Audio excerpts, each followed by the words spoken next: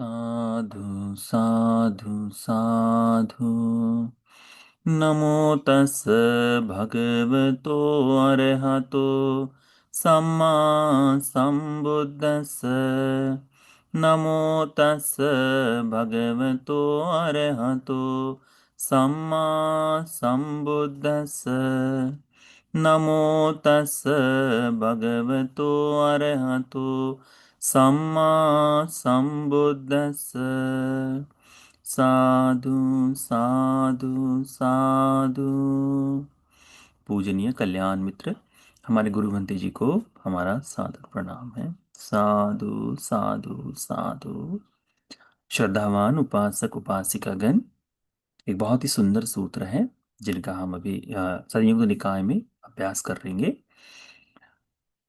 विगत वर्षावास के आरंभ से हम लोगों ने प्रतिदिन थोड़ी देर के लिए कम से कम दिन में एक सूत्र सुनने में आए, इस आशय से ये कक्षा को आरंभ किया है। और निरंतर ही जहाँ जहाँ तक संभव है हम इसका अभ्यास करते आ रहे हैं। तो आज हम एक सूत्र का अभ्यास करेंगे। सक्क संयुक्त में आने वाला सूत्र है। इस सूत्र का नाम है दलिद्र सूत्र। दलिद्र का मतलब होता है गरीब, दरिद्र। ठीक है, जिसके पास धन संपत्ति आदि कुछ ना हो, ऐसा व्यक्ति।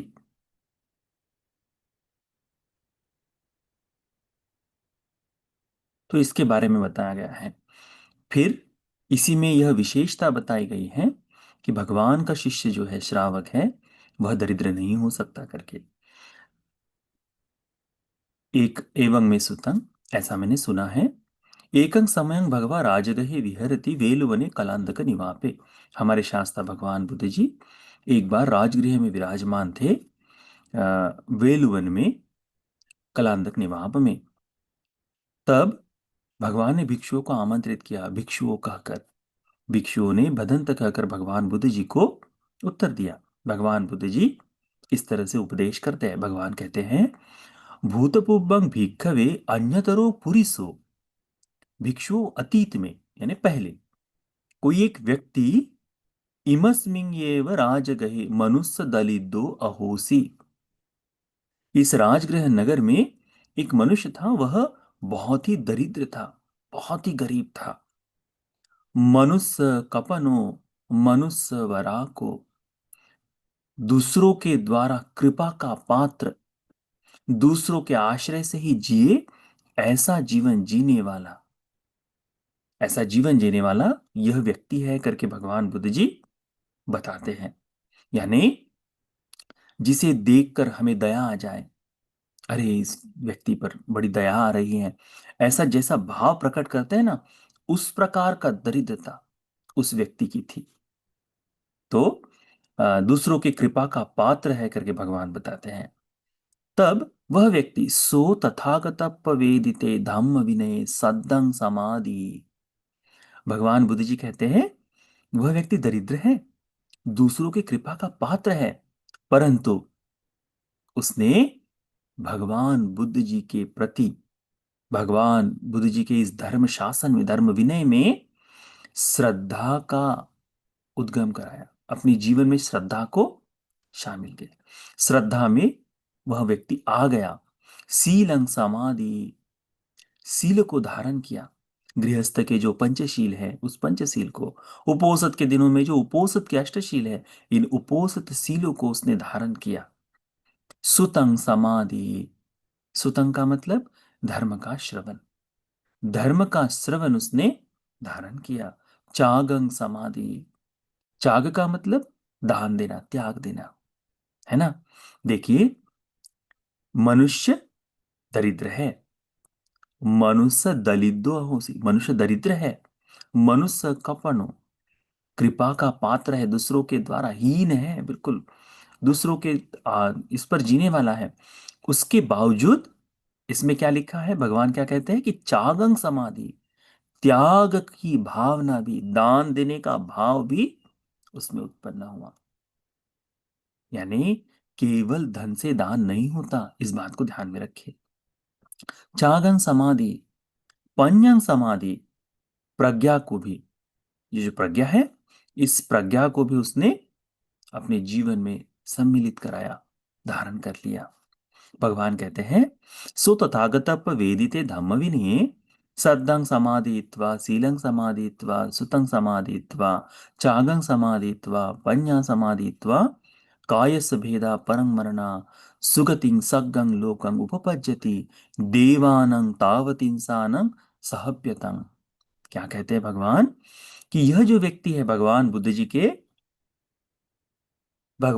के इस तथागत के द्वारा उपदेशित धर्म विनय में प्रवज्जित हुआ, प्रवज्जित होकर, प्रवज्जित नहीं, धर्म विनय में आकर श्रद्धा को स्थिर हुआ, श्रद्धा में आकर सील को धारण करते हुए, श्रुत को, धर्म श्रवण को धारण करते हुए, त्याग का अभ्यास करते हुए, प्रज्ञा का अभ्यास करते हुए यह व्यक्ति मृत्यु परांत सुगति में स्वर्गलोक में उत्पन्न हुआ।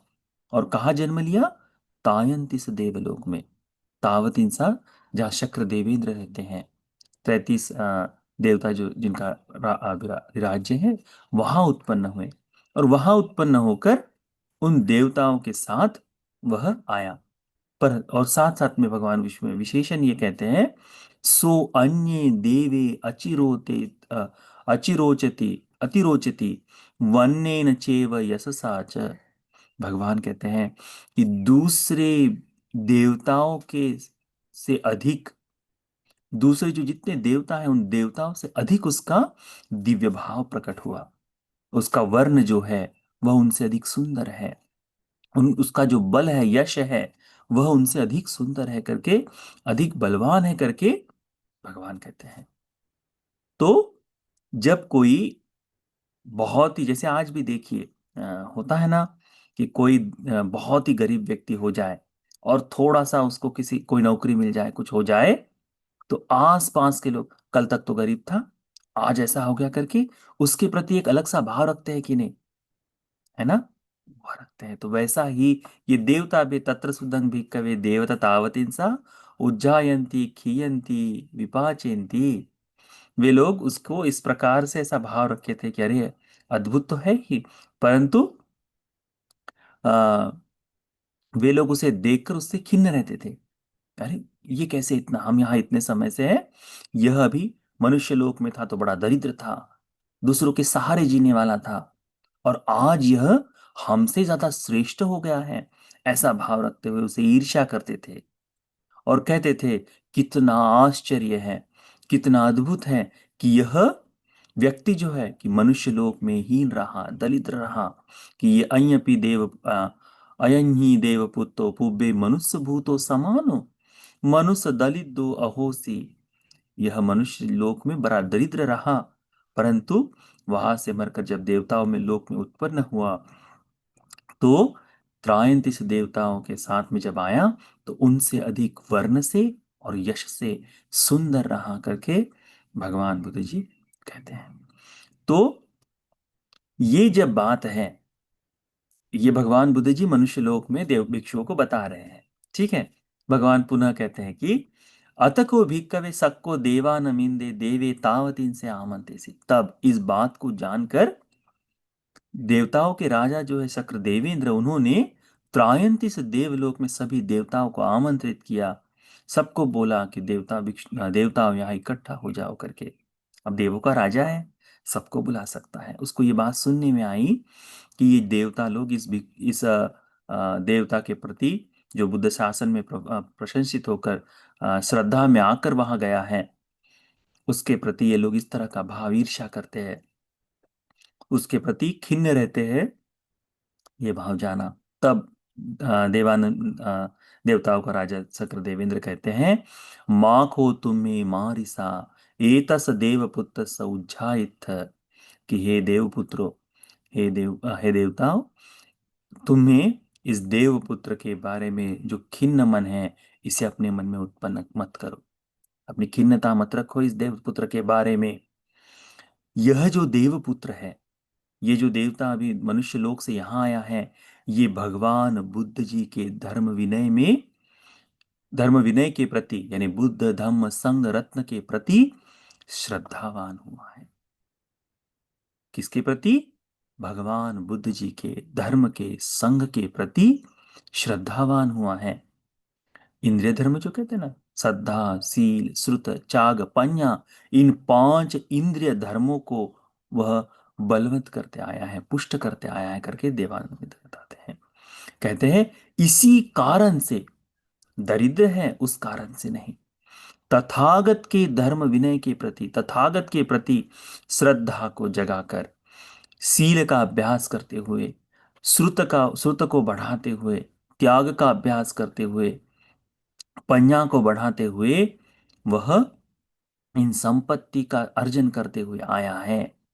इसीलिए यह हम देवताओं के बीच में जब उत्पन्न हुआ, तब देवता अन्य अन्य देवताओं से अधिक वर्ण में सुंदर, यश में बलवान है करके शक्र देवेंद्र कहते हैं। इसीलिए तुम्हें उसके प्रति किसी भी प्रकार का ईर्ष्या का भाव, खिन्नता का भाव अपने मन में नहीं लाना चाहते हैं करके बताते हैं। फिर कहते हैं यस्य श्रद्धा तथागते अचला सुपतिष्ठता शीलं च यस्य कल्याणं आर्यकांतं प्रशंसितं। कहते हैं कि जो कोई व्यक्ति जो श्रद्धा तथागत के प्रति जगाता है, अचला, जो अचल है, अचल यानी एक बार वहां स्थिर हो गई, अब उसे कंपित नहीं किया जा सकता, स्थिर श्रद्धा में जो आ गया है, सुप्रतिष्ठता, अच्छी तरह से प्रतिष्ठित हो गई है।